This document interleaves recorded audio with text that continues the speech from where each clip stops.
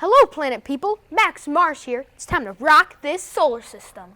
We're going to start with one of the farthest things from the sun, a comet. Haley is our comet expert here. Cool! I'm making a comet, Max.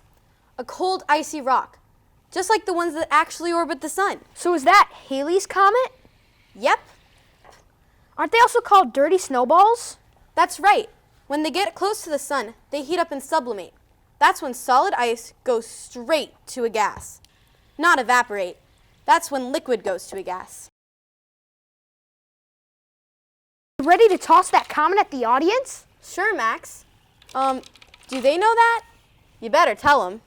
Oh, right, forgot. Audience, we need your help. We need to fill this big dome with a comet. When Haley tosses you the comet, catch it and throw it up there. Anywhere. Stand up if you'd like. Ready, Haley? All set? Go! Quick, toss it up. Keep filling the dome, everybody. You can do it. Awesome! Come on! Come Cool. on! Come on! Woo! Nice job. Come on! Look at that huge comet. There are trillions of these frozen boulders in the solar system. Yes, trillions! Today on the Planetarium Channel, we're going to explore not only comets, but also the planets. Even dwarf planets, and bizarre moons, asteroids, and the main attraction, the sun!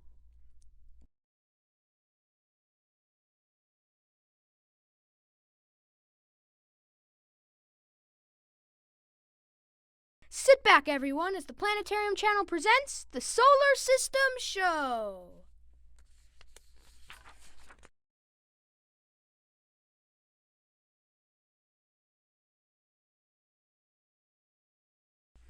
Compared to you and me, even the entire Earth, the solar system is ginormous.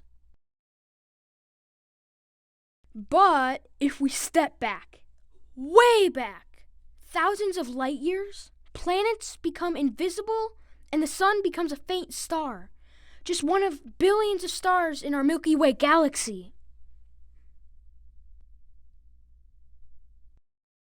The number of stars is daunting. To give us a little perspective, we have Logic and Digit, the Planetarium Channel math expert. What you got there, Logic and Digit? Sand in a fishbowl. Whoa, How many grains of sand are in there? We are talking millions and millions of sand grains in this fishbowl. That's a lot of sand. But doesn't our galaxy have billions and billions of stars? Exactly. So we ordered more sand. Bring on the sand. Oh, God. Hey, guys. I got all this sand here. It's really heavy. Where do you want it? Wait a second. Oh, what? Delivery man. Yeah. The sand is from Max over in the studio. Okay, fine. Now bring the rest to the studio, guys. Billions! With a B.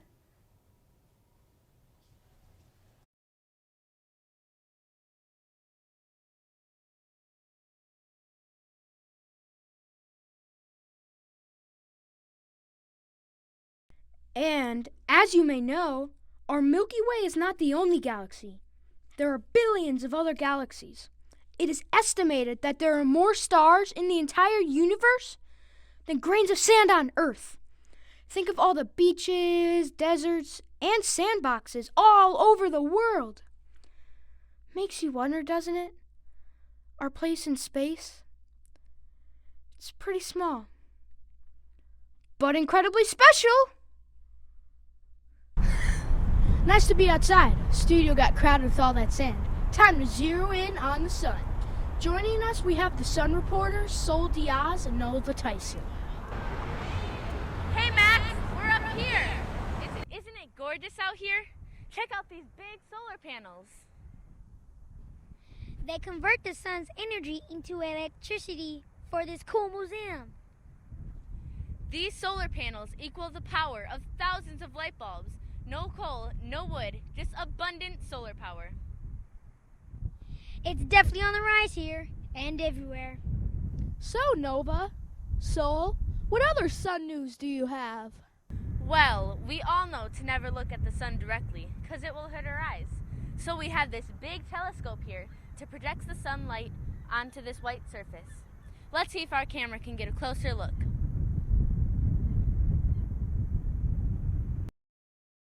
Cool. Eh, Max? Like that effect? We just blasted off into space to show you the sun up close with one of NASA's awesome solar telescopes. That's our star up close.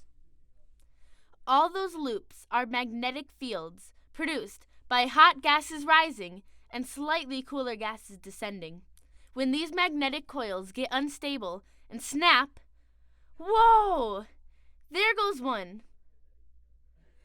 If an explosion, sometimes called a coronal mass ejection, is aimed at the Earth, the impact can interrupt TV, radio, and smartphone reception. It can even cause whole cities to go dark. Sunstorms also produce the awesome aurora. This electrical display occurs in the Earth's ionosphere, where the sky turns into space. We live with an amazing star, Max. Back to you in the studio. Time to fill this big dome with some music. We have 8 + 1 and the sun. Playing a little song to introduce the planets. Get ready, everyone!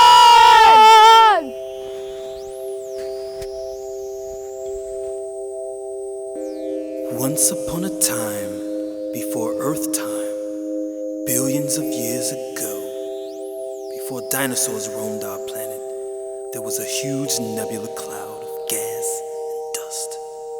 Spinning with the force of 1,000 tornadoes, gravity pulls matter towards its center.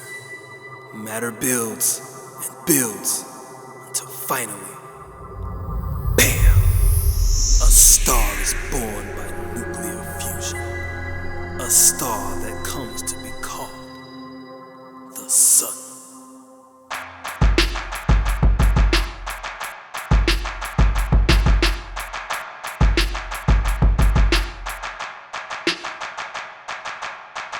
I am Mercury, closest to the sun.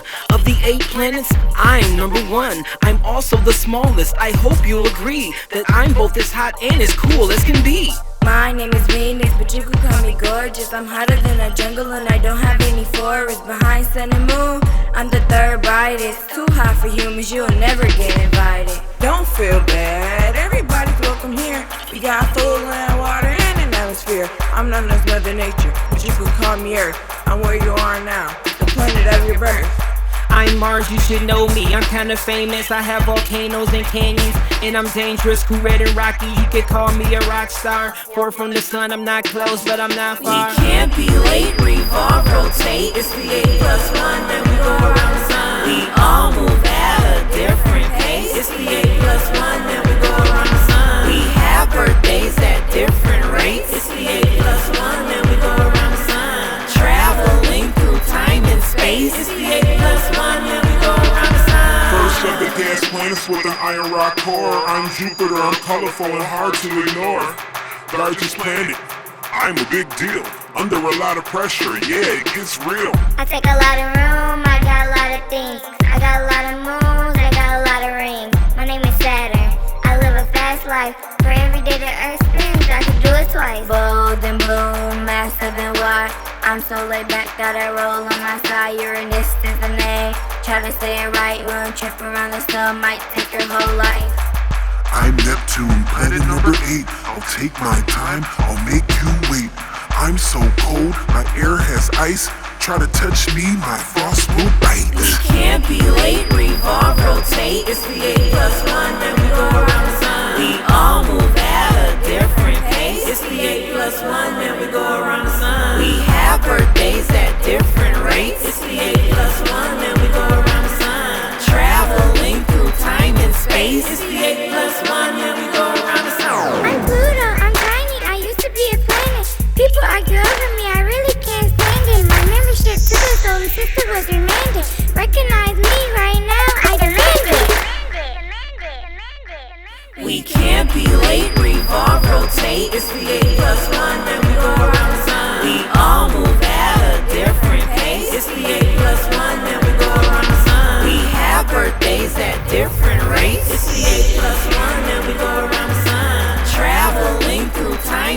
space. It's the 8+1 when we go around the sun. Wow, great solar system song. Next, we turn to our Planet Patrol team of Juno and Cosmo. Hey Max, we're at Space Jam Academy where some students are making a toilet paper solar system. It's true, they're plotting down where the planets would be located on the roll of toilet paper, with the sun at one end and Pluto at the other. On their TP scale, each sheet of toilet paper is 10 million miles long. Let's see where the planets are located on the roll of toilet paper.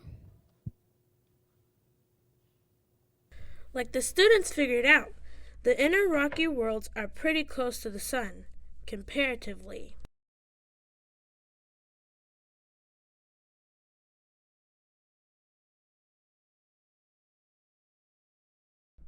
The outer planets have much more distance between them. There's Jupiter at 48 sheets. Where's Saturn? There it is, 89 sheets. Whoa! Jupiter to Saturn? It's almost much as the sun to Jupiter. I see Uranus at 178 sheets from the sun. Another big leap.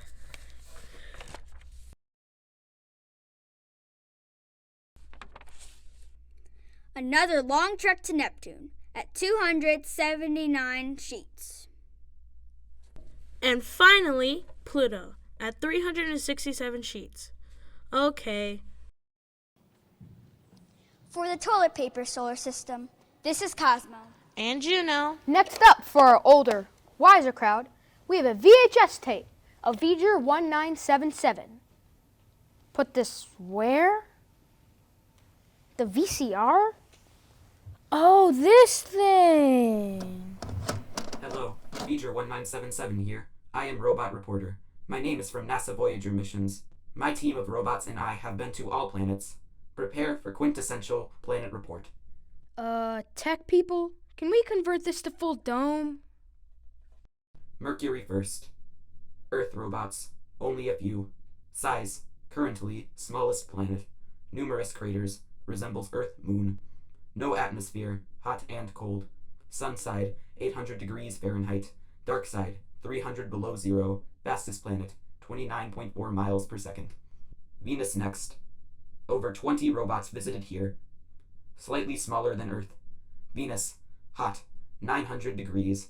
Atmosphere, thick CO2, carbon dioxide. Traps solar heat, like greenhouse or car window. Time for Earth? Yes, third rock from sun. Thousands of robots in orbit. Space stations, communication satellites, study land, oceans, air. All needed, sustains human life. And robot life. Mars, tiny, second smallest planet. Busy place for robots. Lots of orbiters, landers, rovers. Cameras reveal tall mountains, long deep canyons. Data results indicate water long ago. Ancient lakes, seas. Where there's water, there could be life? Probability for life, unknown. Additional evidence needed. Jupiter ahead. Size, huge. 1,000 Earths could fit inside here. Robot report, number, climbing.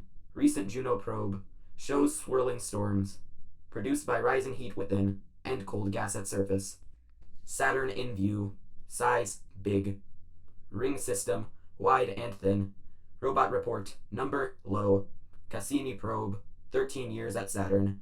Features include aurora, hexagon storms at pole. Stunning! Rings, millions of ice boulders. Look out. Phenomenal! Uranus in view. Smaller world, still 4 times bigger than Earth. Robot 1. Voyager 2 in 1986. Surface features, not many. Hubble telescope captured weather storms and faint rings. Who's next? Neptune? Correct. Voyager found high altitudes wind speeds exceed 1,100 miles per hour. 1.5 times speed of sound. That's supersonic! Pluto last. Now dwarf planet. Extremely small. Only 1 robot.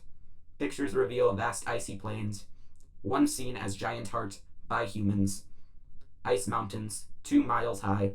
Thanks, Voyager 1977. Cool tour of the planets. Love all the wild features out there. This segment calls for Cam. What's up? Are you all called Cam? That's right, Max. Together, we are CAM. We are the museum's geology lab. We're here to report on the small stuff in the solar system. Yeah, you can't overlook the little things. What's going on? I see. You're the CAM team. CAM is short for Comets, asteroids, Meteoroids. I'll go first. I'm CCAM for comets.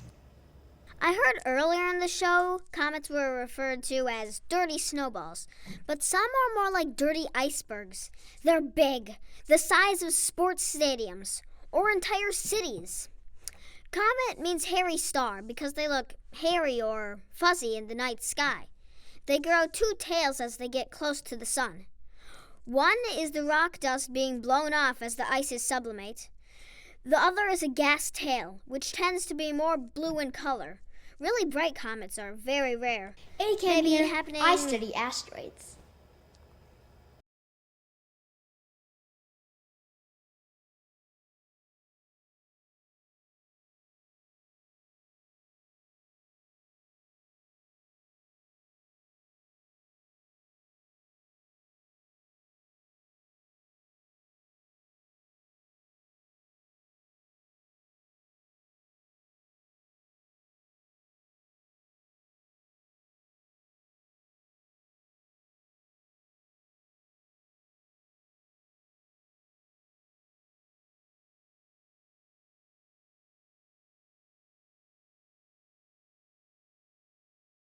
MCAM's turn. That's me, the expert on meteoroids.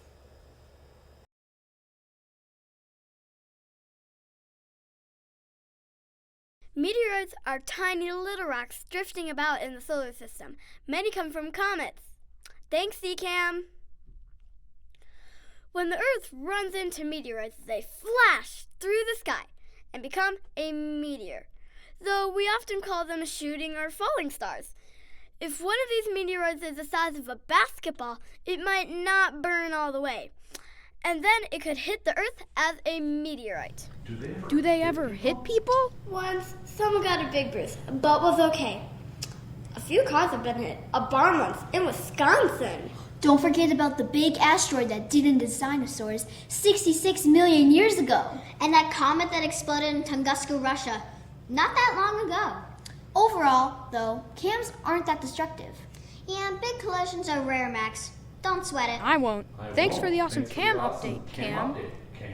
Our pleasure. CAM's got scram. Later, Max. Our show is getting near the end. Wait, what's that mooing sound? Cow astronaut, is that you? Yeah, it's the cow astronaut. Max, your show kind of forgot something. What about moons? There are over 300 moons in this solar system. Your show hasn't mentioned one. A talking cow? Yes, just call me Luna. I was the one who jumped over the moon. Now I have new, specially designed rocket thrusters. I can land on the moon, like Neil Armstrong. Look out, drifting to the right a little, kicking up some dust. Okay, engine stop. Contact. Whew, that was close. I was about to turn blue. I'm breathing again. So you said there are over 300 moons in the solar system? Can you show the audience a few? Sure. On to Mars for 2 scary moons. No more moo jokes, Luna. Deal? I'll try. Mars has 2 moons, Phobos and Deimos. In your English, they mean fear and terror. Time for a backflip to Jupiter. Giant Jupiter has 69 moons. Here are the 4 biggest: Io, Europa and Ganymede, and Callisto too. The Saturn system has 61 moons. Some have wild features. Wild moons, Luna. Yes, and there's more, of course. Uranus has 27 moons, Neptune has 14, and even Pluto has 5 moons. It's a big solar system, Max. So Luna has to keep moving. Okay, I give in. That was a moving experience. Oh my gosh, what a cow. I think I've seen it all now, and I'm only 11. Our last report is on exoplanets. We're waiting for our cosmic detective explorer. I think she's late. No, I'm not late, Max. I'm right here. Bright light you got there, X. What you up to? An experiment, a model. This intense lamp is a star, and this is a tiny planet. Now stand over there and look at the bright light, the star. Can you see the planet at all? Nope. See nothing but you, X. Exactly, Max. Exoplanets are very difficult to detect. But with amazing telescopes, especially the ones in space, we can uncover these planets without even seeing them. How?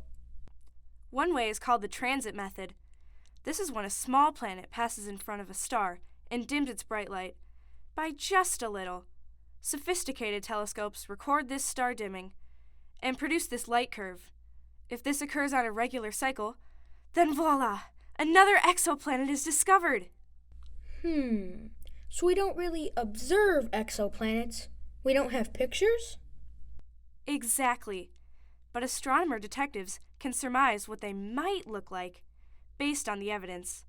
They know how much a star dims, how long, and how often. With that information, they deduce the exoplanet's mass, whether they're rocky or gas, and their orbit times. But it's still up to our imaginations to envision what they might look like. Any like Earth? With water and oxygen? We don't know yet, Max. Maybe. One thing we do know is that one day, cosmic investigators will discover the millionth exoplanet, and then the billionth, the trillionth, the quadrillionth, the gazillionth. They're out there, Max. More planets than stars in the entire universe. Solar systems galore. I'm out of here, Max. Gotta get back to my telescope. Thanks, X, and all of our solar system reporters. Great job, everybody. Sounds like there's tons more to explore, which means more episodes right here on the Planetarium Channel. And thank you, everybody. You've been a great audience.